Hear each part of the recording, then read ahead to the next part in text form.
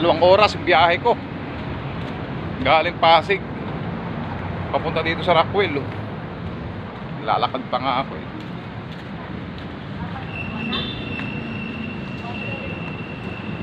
Lakad.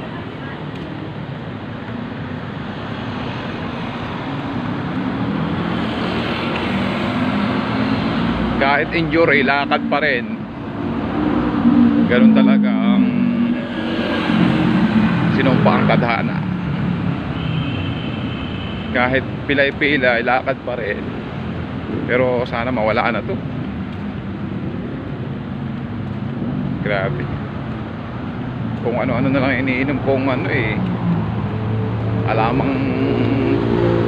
halaman ba o damo.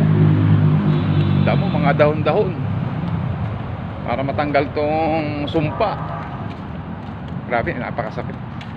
Huwag sana kayo magkasakit ng ganito, yung gout. Napakasakit. Hindi biro.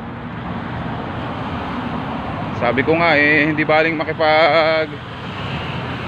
makipagsuntukan ako maghapon kaysa itong gout na to. Sobrang sakit tong gout. Talagang mapapaihi ka sa sakit.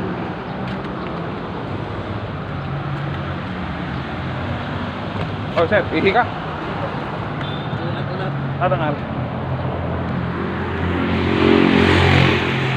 Grabe. Sobrang sakit yung gout. Talagang ewan ko bakit ganito.